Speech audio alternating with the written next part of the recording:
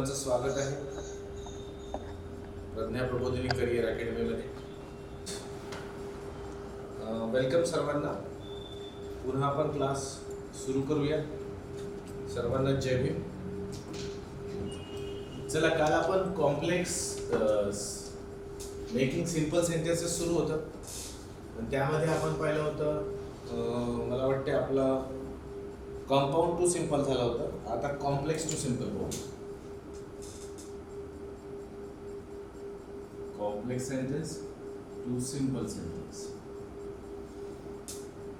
म्हणजे आपला complex sentence हा क्वेश्चन राहील आणि आन्सर आपला सिंपल सेंटेन्स. जसं मी एक एक्झाम्पल देतो. I M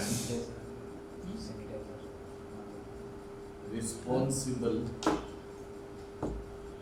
for I am responsible for what I do. I am responsible for what I do. Okay, आता हा सेंटेन्स बघूया हा कोणता आहे.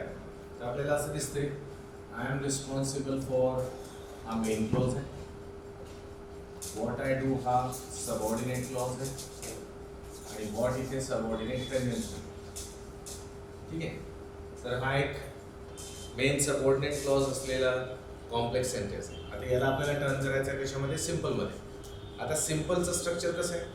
सिंपलमध्ये आपल्याला दिसते एकच क्लॉज असतो, तो मेन क्लॉज असतो, म्हणजे एक सब्जेक्ट एक वर्ब. तर आपल्याला एक क्लॉज यामधला गायब करायचा आहे. ओके, वाक्याचं मीनिंग काय? मी जबाबदार आहे जे मी करतो त्यासाठी. ओके, आता याला आपण असं टर्न करूया, I am responsible for my doings. I am responsible for my doings. आता इथे बघा, हा जो डू वर्ब आहे, हा डू वर्ब आहे, याचं आपण डुईंग्स बनवलं. हा डुईंग्स विद्यार्थ्यांनो हा एक नाव आहे. हा नाउन आहे, हा नाउन बनलाय. ओके, म्हणजे आता याच्यात हा सब्जेक्ट आहे आणि एम वर्ब आहे. Am subject, I subject, am verb, आणि हा जो डू होता दुसरा वर्ब, त्याला आपण कशामध्ये कन्वर्ट केलं? डुईंग्समध्ये. डुईंग म्हणजे काय? तर डुईंग म्हणजे ॲक्च्युली वर्बचा फॉर्म होतो, पण इथे हा नाउन म्हणून काम करतो. ॲक्च्युली हा नाउन म्हणजे कोणता आहे? हा याला आपण जेरंड म्हणतो. तर मी तुम्हाला जेरंड नेक्स्ट क्लासेसमध्ये शिकवणार आहे. तर आता सध्या पुरतं तुम्ही हे मानून घ्या की हा नाउन आहे. कसा नाउन आहे हे आपण नंतर शिकणार आहोत. ओके, तर आता एक सब्जेक्ट एक वर्ब झाला, म्हणजे हा कोणता झाला? Simple sentence. आता आपण स्ट्रक्चर तर बरोबर. आता नेक्स्ट पाहूया आपण की यामध्ये टेन्स आपण व्यवस्थित तोच ठेवला. इथे एम होता वर्ब, इथे एम आहे म्हणजे टेन्स तोच आहे. टेन्समध्ये काही फरक नाही पडला. त्यानंतर थर्ड पाहायचं आपल्याला की मिनिंग. जो मिनिंग या सेंटेन्समध्ये जनरेट होतो आहे तो ओरिजिनल क्वेश्चनचा मिनिंग आहे का? इथे बघा मिनिंग, मी जबाबदार आहे जे मी करतो त्याच्यासाठी. आणि इथे लिहिलं, मी जबाबदार आहे माझ्या करणींसाठी. करणी म्हणजे काय? तर जे मी करतो त्याला आपण करणी म्हणतो ना आपल्या मराठी लँग्वेजमध्ये. तर इथे करणी अशा याचं ट्रान्सलेशन होतं. इथे जे सांगितलं आहे तेच इथे सांगितलं आहे, म्हणून हा काय झाला? हा बनला एक परफेक्ट लेवलचा simple sentence. Students, have you understood? Students एक वेळा रिप्लाय करा, have you understood? Very good. चला, आणखी एक सेंटेन्स बघूया.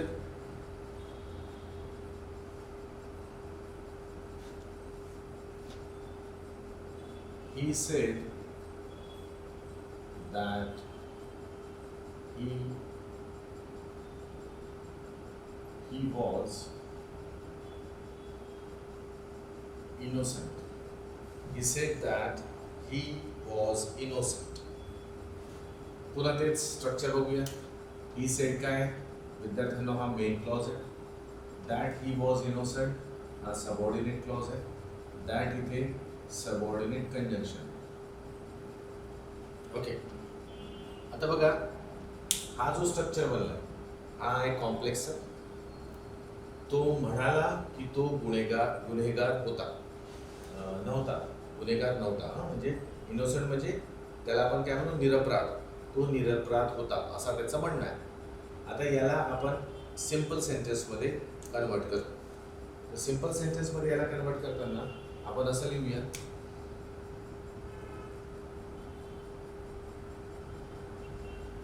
अकॉर्डिंग टू हिम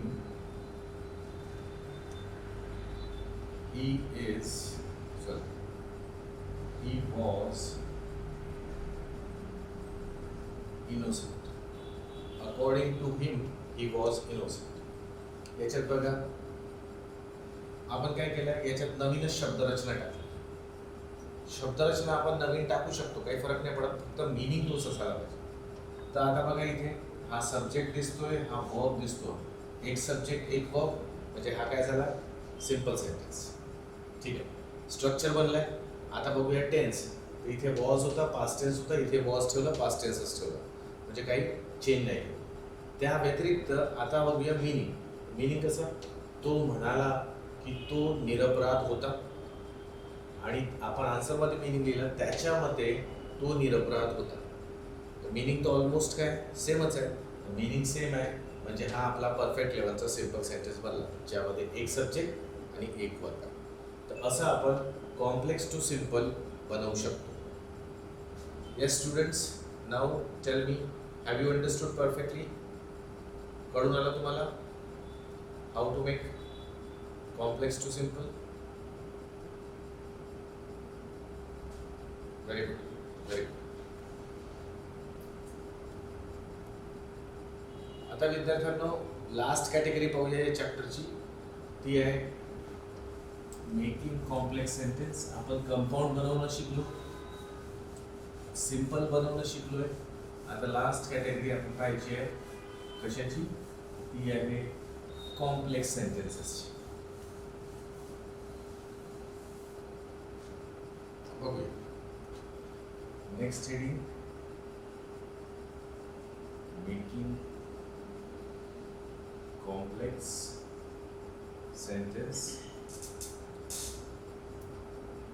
आणि यामध्ये सर्वप्रथम आपण पाहूया, यामध्ये सर्वप्रथम सिंपल टू कॉम्प्लेक्स, म्हणजे आपला क्वेश्चन राहील सिंपल सेंटेन्सचा, त्याला आपण टर्न करू complex sentence. Simple to complex. I hope दोघांचे स्ट्रक्चर तुम्हाला माहिती आहे. तर चला बघूया. एक सेंटेन्स घेऊया, he hoped to win the prize. He hoped to win the prize. Okay. आता हा जो कॉम्प्लेक्स सेंटेन्स आहे, यामध्ये थोडंसं ऑब्झर्वेशन करू की हा सेंटेन्स कोणत्याच टाईपचा स्ट्रक्चर ठेवतो. हा ही सब्जेक्ट आहे, होप काय वर्ब आहे. मग त्याच्या व्यतिरिक्त आणखी दुसरा वर्ब दिसत नाही इथे. हा टू विन जो आहे हा इन्फिनिटिव्ह. आपल्याला जे बनवायचं आहे तो बनवायचा आहे कॉम्प्लेक्स सेंटेन्स. आणि कॉम्प्लेक्स सेंटेन्स मध्ये आम्हाला माहिती आहे की दोन क्लॉजेस मिनिमम दिसतात. त्यामध्ये एक मेन क्लॉज असतो, एक सबऑर्डिनेट असतो, आणि एक सुटेबलचा सबऑर्डिनेट कन्व्हेन्शन घ्यावा लागतो. तर आपल्याकडे एक सब्जेक्ट एक वर्ब आहे, आपण दुसरा सब्जेक्ट क्रिएट करून घेऊ आणि दुसरा वर्ब या इन्फिनिटिव्ह पासून बनवतो. ओके, तर मग आता आन्सर लिहितोय मी, ही hoped that he would win the prize. He hoped that he would win the prize. आता हा एक स्ट्रक्चर आहे, बघूया हा सेंटेन्स करेक्ट लेवलचा बनला आहे. इथे बघा हा जो बनला आहे, ही होप्ड, हा होईल main clause. that he would win the prize हा होईल सबऑर्डिनेट क्लॉज. that होणार विद्यार्थ्यांनो सबऑर्डिनेट कंजंक्शन. प्रत्येकामध्ये सब्जेक्ट वर्ब दिसून येतोय. हा बघा, ही होप्ड हा सब्जेक्ट आहे, हा वर्ब आहे. याच्यामध्ये ही सब्जेक्ट आहे आणि विन वर्ब आहे. हा जो विन वर्ब बनवला हा या टू विन पासून बनलेला आहे. हा विन वर्ब जो आहे हा टू विन इन्फिनिटिव्ह पासून बनला. इथे हा नॉन फायनाईट आहे, इथे हा फायनाईट झाला. मॉडल ऑक्झिलरी नंतर वर्बचा फर्स्ट फॉर्म वापरला. तर हा परफेक्ट लेवलचा एक कॉम्प्लेक्स सेंटेन्सचा स्ट्रक्चर बनला. आता आम्हाला चेक करायचं आहे की जे बनलंय ते करेक्ट बनलंय. तर स्ट्रक्चर तर आम्हाला व्यवस्थित दिसते. आता सेकंड पाहूया टेन्स. आता टेन्सच्या बाबतीत बघा, इथे पास्ट टेन्स होता ना, होप्ड. इथे आपण होप ठेवलं आणि इथे हा वुड जो लावलाय, हा वुड विद्यार्थ्यांनो काय, तर हा वुड विलचा पास्ट आहे, म्हणजे हा ऍक्च्युअली पास्ट टेन्सच दर्शवतो. इथे विल लिहाल तर आन्सर चुकेल, इथे वुडच यायला पाहिजे. तर आपण वुडच घेतलंय म्हणजे टेन्सही परफेक्ट आहे. आणि मिनिंग बघा, त्याला प्राइज जिंकण्याची आशा होती आणि आपण आन्सर मध्ये लिहिलं त्याला आशा होती की तो प्राइज जिंकणार. ते दोन्ही सेंटेन्सेस मध्ये सेम मिनिंग दिसते. एकदम एक्झॅक्ट नाही पण थोडा अधिक तर मॅच होतोय. म्हणजे जे क्वेश्चन मध्ये म्हणायचं तेच त्याला आन्सर मध्ये म्हणायचं आहे, म्हणजे सेंटेन्स परफेक्ट आहे. तर आपण हे आन्सर करेक्ट मानू. आणखी एक एक्झाम्पल,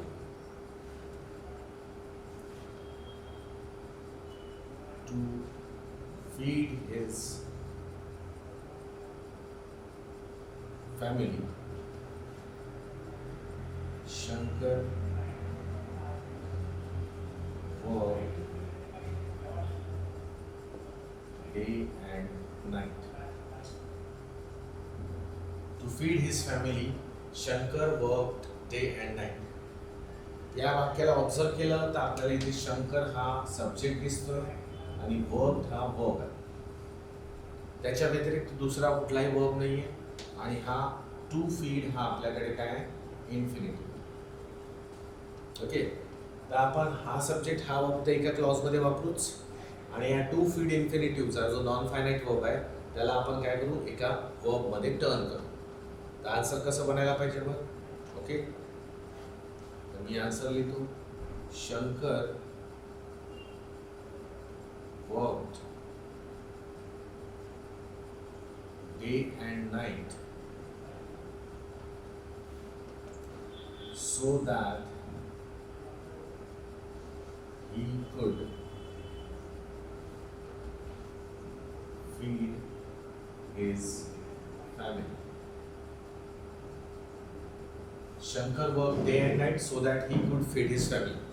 आता हा जो सेंटेन्स बनलाय हा सेंटेन्स आपण थोडं बघूया, याला ऑब्झर्व करूया की हा खरंच कॉम्प्लेक्स बनलाय का विथ सेम मिनिंग.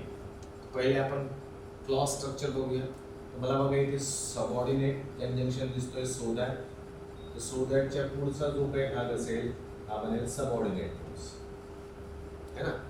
हा आहे आपला सबऑर्डिनेट कंजंक्शन. त्यानंतर उरलेला जो पोर्शन असेल तो काय बनेल, तो बनेल मेन क्लॉज. यामध्ये Shankar subject work verb, he subject feed verb. To feed पासनं फीड हा वर्ब बनवला आणि मॉडल ऑक्झिलरी घेतली कुड. ओके, तर टेन्सही तेच व्यवस्थित आहे. शंकर वर्क इथे पास्ट टेन्स आहे, इथे सुद्धा कुड घेतला तर कॅनचा पास्ट असल्यामुळे हाही पास्ट टेन्सच झाला. म्हणजे स्ट्रक्चर आणि टेन्स करेक्ट आहे. आता चेक करूया आपण की मिनिंग सेम आहे.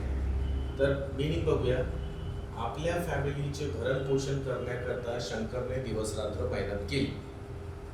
आन्सर घेतलं, शंकरने दिवस रात्र मेहनत केली ज्यामुळे तो आपल्या फॅमिलीचे भरण पोषण करू शकला है ना, भरण पोषण करू शकला. तर आपल्याला दिसते की मिनिंग तोच आहे, ऑलमोस्ट तोच आहे मिनिंग. एक्स्ट्रा वर्ड्स आले तर एक्स्ट्रा वर्ड्सच्यामुळे एक्स्ट्रा मिनिंग ॲड झाला, पण मिनिंग तोच आहे आणि मिनिंग तोच आहे म्हणजे आपला आन्सर काय correct. Okay, so students, yes, Priyanka काय विचारते, टू फीटच्या बाबतीत काय विचारते.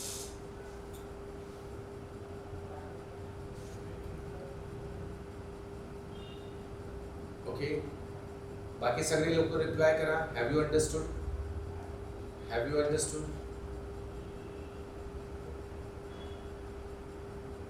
Students. Yes, very good, very good.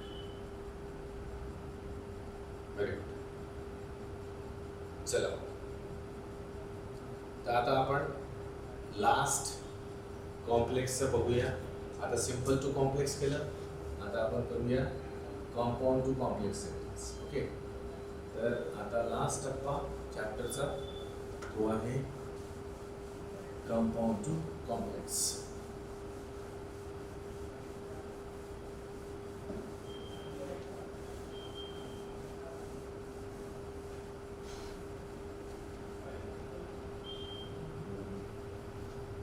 तर लास्ट आहे विद्यार्थ्यांनो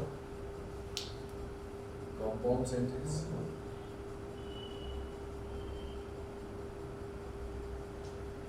कंपाउंड टू कॉम्प्लेक्स सेंटेन्स. कंपाउंडचं स्ट्रक्चर कसं, दोन्ही क्लॉजेस मेन क्लॉजेस आणि मधामध्ये एक कोऑर्डिनेटिंग कंजंक्शन. कॉम्प्लेक्सचं सेंटेन्स कसं, दोन्ही क्लॉजपैकी एक क्लॉज मेन क्लॉज, दुसरा क्लॉज सबऑर्डिनेट क्लॉज आणि त्या व्यतिरिक्त सबऑर्डिनेट क्लॉजची सुरुवात सबऑर्डिनेट कंजंक्शन. तर बघूया.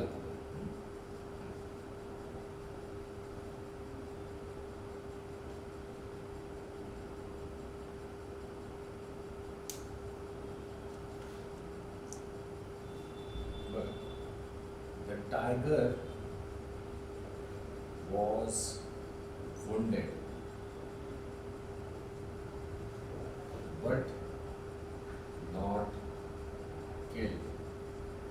The tiger was wounded but not killed. हा एक सेंटेन्स लिहिलाय. याला थोडं अनालाइज करू. हा बघू कोणत्या टाईपचा सेंटेन्स आहे. हा बट जो दिसतोय, हा बट एक कोऑर्डिनेटिंग कंजंक्शन आहे. हा कोऑर्डिनेटिंग कंजंक्शन आहे. नॉट किल्ड हा एक मेन क्लॉज आहे आणि द टायगर वॉज वुंडेड हा दुसरा एक मेन क्लॉज आहे. यामध्ये टायगर सब्जेक्ट आहे, वुंडेड वर्ब आहे, इथे किल्ड वर्ब आहे. याचा सब्जेक्ट कोणता आहे, तर सब्जेक्ट टायगरच आहे. सब्जेक्ट रिपीट होत होता, पण रिपिटेशन अवॉइड करू शकतो आपण बट असेल तर. बट अँडच्या वेळेस सब्जेक्ट जर रिपीट होत असेल तर तो अवॉइड करता येतो, पण इथे सब्जेक्ट तोच आहे असं समजायचं. तर आपल्याला दिसते मेन क्लॉज कोऑर्डिनेटिंग कंजंक्शन. याच्यामुळे काय झाला, हा एक कंपाऊंड सेंटेन्स झाला. आता इथे आपल्याला बनवायचा आहे कॉम्प्लेक्स सेंटेन्स. आता कॉम्प्लेक्स सेंटेन्समध्ये आपल्याला एक प्रॉपरचा सबऑर्डिनेटिंग कंजंक्शन घ्यावं लागेल. आणि इथे आपल्याला असं दिसते की या ठिकाणी एक कॉन्ट्रास्ट दाखवलेला आहे. जखमी आहे परंतु मरण नाही पावलं. जखमी आहे परंतु मरण नाही पावलं. तर मग आपल्याला इथे कॉन्ट्रास्ट दिसतोय है ना, विरोधाभास दिसतोय. तर हा विरोधाभास लक्षात ठेवून आपण विरोधाभास दर्शवणारे ॲडवर्ब क्लॉज ऑफ कॉन्ट्रास्ट मधले जे कंजंक्शन्स होते ते घेऊया. ते आपण मागच्या चॅप्टरमध्ये पाहिले आहेत, दो, ऑल्दो, इवन, इफ वगैरे नाही का, त्यापैकी एक घेऊन. तर मग आपण आन्सर कसं घेणार, तो tiger, the tiger was wounded. Though the tiger was wounded, comma, it was not killed. Though the tiger was wounded, it was not killed. चला बघूया इथे की दो द टायगर वॉज वुंडेड हा एक क्लॉज बनतोय आणि जो की इथे दो सबऑर्डिनेटिंग कंजंक्शन आहे, त्यामुळे हा बनलाय सबऑर्डिनेटिंग क्लॉज. मग उरलेला हा काय, हा आहे आपला मेन क्लॉज. एक मेन क्लॉज एक सबऑर्डिनेट क्लॉज दिसतोय. तर हा काय झालाय, हा बनलाय एक कॉम्प्लेक्स सेंटेन्स. या कॉम्प्लेक्स सेंटेन्स मध्ये स्ट्रक्चर तर मॅच झालं. आता बघूया टेन्स. तर तिथे बघा वॉज वुंडेड होतं, इथे वॉज वुंडेड ठेवलं. इथे किल्ड होतं तर वॉज नॉट किल्ड असं आपण केलं. हा पॅसिव्ह फॉर्मॅट आहे. वॉज नॉट किल्ड हा पॅसिव्ह फॉर्मॅट. ओके, जेही असेल पण आपण पास्ट टेन्सच ठेवला दोन्ही ठिकाणी. तर टेन्सही काही प्रॉब्लेम नाही. आता मिनिंग बघूया. तो म्हणतो की वाघ जखमी होता परंतु तो मेला नाही. ओके, आपण लिहिलं जरी वाघ जखमी होता तो मेला नाही. तर आन्सर मधला आणि क्वेश्चन मधला मिनिंग ऑलमोस्ट तोच आहे. इथे परंतुचा वापर केला, इथे जरीचा वापर केला, गोष्ट एकच आहे. आन्सर मिनिंग सेम निघतोय तर आपण बनवलेला आन्सर परफेक्टली काय करेक्ट. ओके, तुम्हाला हे चेक करायचं आहे विद्यार्थ्यांनो. परीक्षेमध्ये जे ऑप्शन्स राहतील त्या ऑप्शनमध्ये स्ट्रक्चर, त्यानंतर टेन्स आणि त्यानंतर मिनिंग, ज्या ऑप्शनमध्ये या तीनही गोष्टी आपल्याला मॅच होताना दिसल्या की ते आन्सर सिलेक्ट करून टाकायचं है ना. तर हे काहीचा हा टॉपिक काय होऊन जातो मग इझी होऊन जातो. चल एक घेऊया आणखी. स्टडी हार्ड और you will fail. Study hard और यू विल फेल. तर बघा इथे इथे आपल्याला और दिसतोय. हा और काय कोऑर्डिनेटिंग कंजंक्शन आहे. मग त्यामुळे इकडे काय राहील, हा एक मेन क्लॉज राहील विद्यार्थ्यांनो. यू विल फेल हा सुद्धा एक मेन क्लॉज राहील. दोन्ही मेन क्लॉज. ठीक आहे. मग आता याला हा कंपाऊंड सेंटेन्स झाला. आता याला आपल्याला टर्न करायचं आहे कशामध्ये, कॉम्प्लेक्स सेंटेन्स. आता कॉम्प्लेक्स मध्ये आपल्याला सबऑर्डिनेटिंग कंजंक्शन पाहिजे. आता थोडा विचार करा याच्यामध्ये काय दिसते आपल्याला. याच्यामध्ये तुम्हाला कंडिशन नाही दिसत का की अभ्यास कर अन्यथा तू फेल होशील. तर इथे आपल्याला कंडिशन दिसते, अर्थ दिसते. तर अर्थदर्शक सबऑर्डिनेटिंग कंजंक्शन जे ॲडव्हर्ब क्लॉज ऑफ कंडिशन मध्ये वापरले होते ते इथे वापरूया. कोणते होते ते, अनलेस, इफ है ना, हे होते. तर आपण अनलेसने बनवू. तर मग लिहूया unless you study hard. Unless you study hard, you will fail. Unless you study hard, you will fail. अर्थ कसं होईल याचा, पहिले आपण एक एक पाहू, स्ट्रक्चर पाहू. तर पहिले आपण बघा अनलेस घेतला म्हणजे हा आहे सबऑर्डिनेटिंग क्लॉज.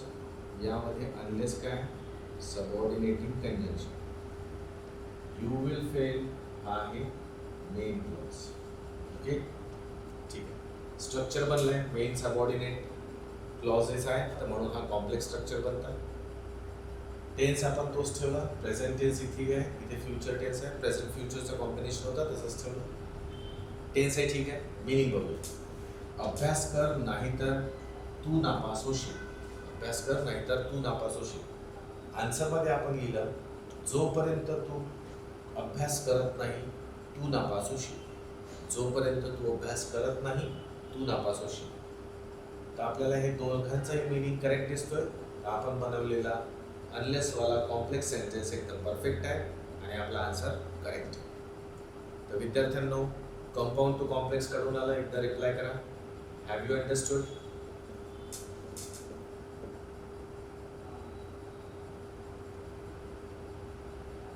और अदरवाइज जे आहेत ना, हा और आणि अदरवाइज हे कोऑर्डिनेटिंग कंजंक्शन. आपण आन्सरमध्ये अदरवाइज नाही घेऊ शकत कारण आपल्याला सबऑर्डिनेटिंग कंजंक्शन पाहिजे आणि और अदरवाइज हे कोऑर्डिनेटिंग कंजंक्शन. ओके चला.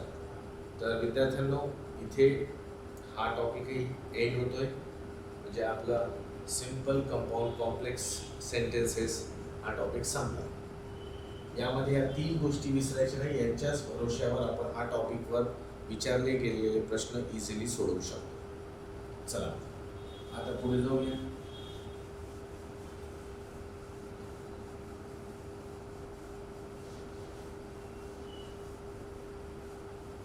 नेक्स्ट टॉपिक घेऊया आपण विद्यार्थ्यांना. होता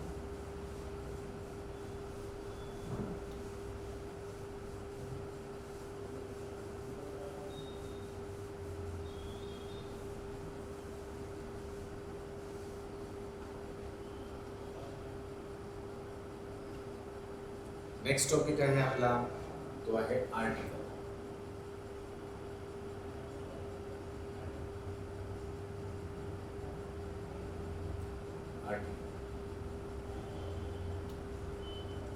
याला इंग्लिश मराठीमध्ये आपण उपपद म्हणतो. ओके तर पहिले एकदा सांगा तुम्ही सिंपल कंपाऊंड कॉम्प्लेक्स क्लियर आहे ना चॅप्टर. काही डिफिकल्टी आहे का असेल तर मला विचारू शकता, अदरवाईज हा चॅप्टर आपण सुरू करू. एकदा फायनल रिप्लाय करा विद्यार्थ्यांनो. Simple compound complex chapter okay आहे. Have you understood the whole chapter? या किंग नाउनच्या अगोदर ए आर्टिकल. का बरं हे वापरला? कारण आता हा स्टोरीमध्ये या नाउनचा उल्लेख पहिल्यांदा होतोय आणि स्टोरीमध्ये नाउनचा उल्लेख पहिल्यांदा होतोय. तर पहिल्यांदा माहिती जेव्हा होते तेव्हा तो काय असतो, तो ती वस्तू आपल्यासाठी अननोन असते. तर अननोन आहे म्हणून आपण त्याच्यासाठी अ किंग वापरतो. पण आता ही वस्तू आपल्याला नोन झाली ना, नोन झाली तर आता आपण काय करणार, आपण त्याला नोन म्हणू. कसं लिहिणार मग? The king was very kind. The king was very kind. आता इथे बघा, हा जो नाउन आहे किंग, आता हा नाउन आम्हाला नोन झाला आहे. पहिले नोन नव्हता म्हणून इथे काय वापरलं, डेफिनाइट आर्टिकल द वापरलं. पहिले नाउन अननोन होता, आता नाउन काय झाला, नोन झाला. त्यानंतर पुढे one day he met an old man. One day he met an old man. आता इथे बघा, हा मॅन नाउन आहे, मॅन नाउन आहे, पण हा म्हणजे ओल्ड मॅन समजा हा नाउन आहे, तर हा वाक्यात पहिल्यांदाच येतोय है ना. तो पहिल्यांदा येतोय म्हणजे अनिश्चित आहे. अनिश्चित आहे म्हणून आर्टिकल अँड वापर. हा ए किंवा अँडचा वापर आपण केव्हा करतो, जेव्हा आर्टिकल आपल्याला काय असते, आर्टिकल म्हणतो तो नाउन आपल्यासाठी काय असतो, अननोन असतो, इनडेफिनाइट असतो. पण आता आपल्याला हा नोन झाला तर मला आपण पुढे कसं लिहिणार, the old man was hungry. आता बघा, पुन्हा हा ओल्ड मॅन घेतलाय, हा नाउन आहे मॅन आणि हा नाउन आहे, याच्यासोबत आता द वापरलाय कारण या सेंटेन्सच्या नंतर हा जो ओल्ड मॅन नाउन आहे हा आपल्यासाठी काय झालाय, नोन झाला. ओके, तर या पद्धतीने आपण आर्टिकलला निश्चित अनिश्चित असं ठरवतो. Got it? चला मग आता बघूया आपण position of articles. Okay, article actually कुठे लावायचे असतात? नाउनच्या अगोदर येतात, पण त्यांची एक्झॅक्ट पोझिशन काय असते, जेव्हा त्या नाउन सोबत ऍडजेक्टिव्ह ऍडवर्ब असतील तेव्हा. फॉर एक्झाम्पल बघा, एक सेंटेन्स लिहितो, she is a student. She is a student. आता या सेंटेन्समध्ये आर्टिकल कुठे ठेवला?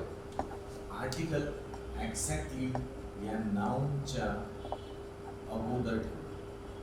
आर्टिकल एक्झॅक्टली या नाउनच्या अगोदर ठेवलं. म्हणजे जर वाक्यामध्ये फक्त नाउन असेल, जर वाक्यामध्ये फक्त नाउन असेल तर नाउनच्या अगोदर आर्टिकल येईल.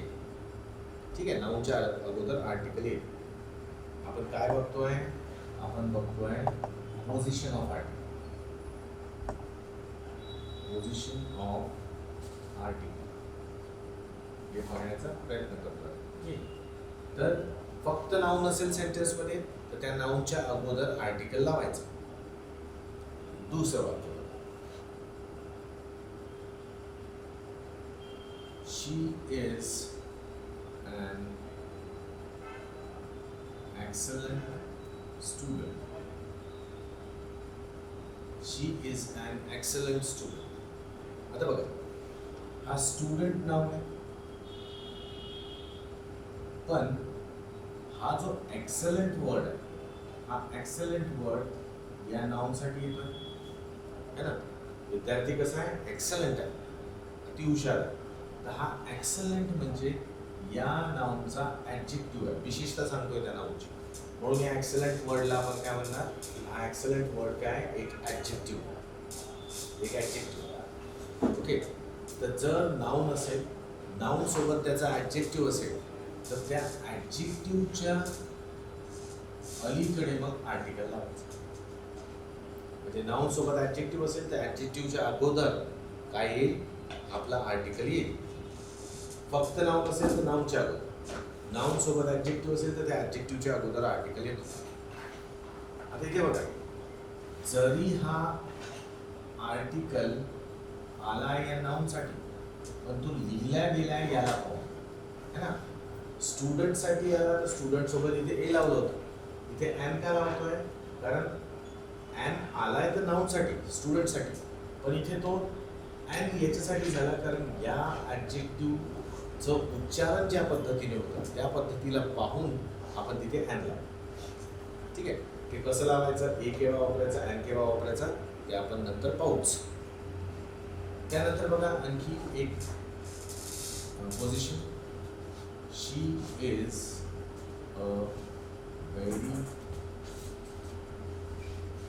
Excellent student. She is a very excellent student. आता बघा इथे पुन्हा नाव नाही,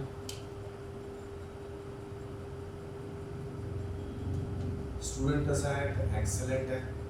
एक्सलंट हा स्टुडंटसाठी आला म्हणून हा काय झाला, ॲडजेक्टिव्ह झाला. बरं हा व्हेरी शब्द कोणाकरता आलाय, हा व्हेरी शब्द एक्सलंट करता आलेला. व्हेरी शब्द एक्सलंट करता आलेला आहे, तर ॲडजेक्टिव्हला डिफाईन करणारा, ॲडजेक्टिव्ह बद्दल माहिती देणारा शब्द आहे. तर ॲडजेक्टिव्ह बद्दल माहिती देणारे शब्द काय असतात, ॲडव्हर्ब असतात. म्हणजे हा नाउन आपला ॲडजेक्टिव्ह घेऊन आलाय आणि हा ॲडजेक्टिव्ह आपला ॲडव्हर्ब घेऊन आला. सेंटेन्समध्ये जेव्हा नाउन असेल त्यासोबत त्याचा ॲडजेक्टिव्ह असेल, त्यासोबत त्याचा ॲडव्हर्बही असेल, तर आर्टिकलची पोझिशन त्याच्यानंतर येते. ओके. आर्टिकल म्हणजे त्या ॲडव्हर्बच्या अगोदर लावायचा असतो. तर या पद्धतीने आपण आर्टिकलची पोझिशनिंग करतो. फक्त नाउन असेल तर नाउनच्या अगोदर, नाउन सोबत ॲडजेक्टिव्ह असेल तर ॲडजेक्टिव्हच्या अगोदर, नाउन सोबत ॲडजेक्टिव्ह असेल आणि ॲडजेक्टिव्हच्या अगोदर ॲडव्हर्ब असेल, त्या ॲडव्हर्बच्या अगोदर आपल्याला आर्टिकल लावायचा असतो.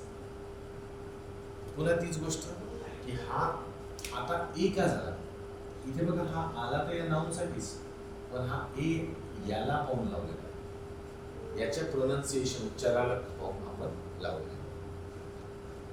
So students, have you understood the position of articles? एकदा रिप्लाय करा. पोझिशन ऑफ आर्टिकल्स तुम्हाला कळून आलं का विद्यार्थ्यांना? आपल्याला माहिती आहे इंग्रजीमध्ये ए, ई, आय, ओ, यू हे काय आहेत इंग्लिशमध्ये? इंग्लिशमध्ये आहेत व्हॉवेल्स, म्हणजे स्वर. ठीक आहे. आणि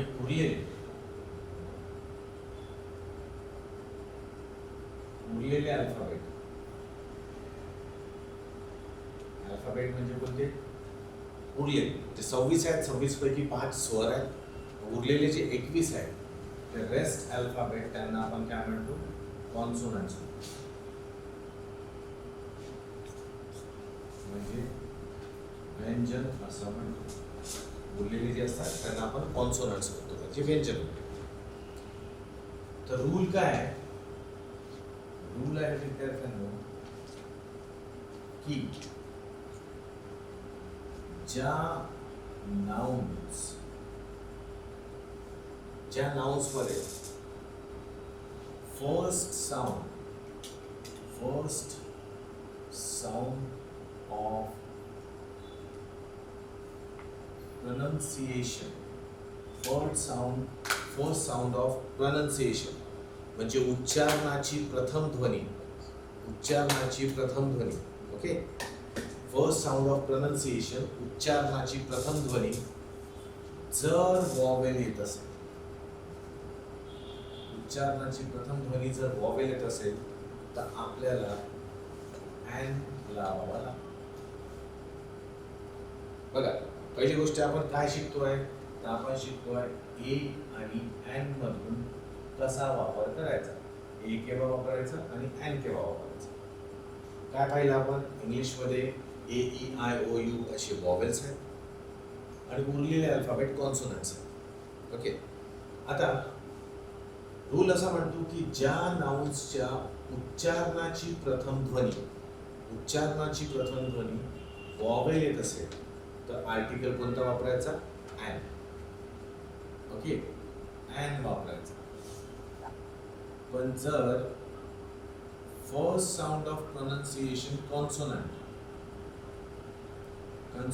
म्हणजे काय, तर व्यंजन येत असेल तर आम्हाला ए हा आर्टिकल वापरावा लागतो.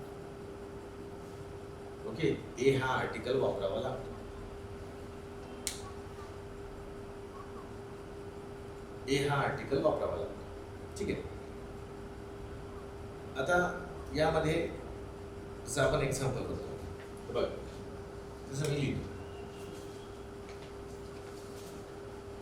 ऍपल, याच्या अगोदर कोणतं आर्टिकल येईल सांगत विद्यार्थ्यांना? याच्या अगोदर कोणतं आर्टिकल येईल? ऍपलच्या अगोदर आर्टिकल काय आहे? ए की एन आहे?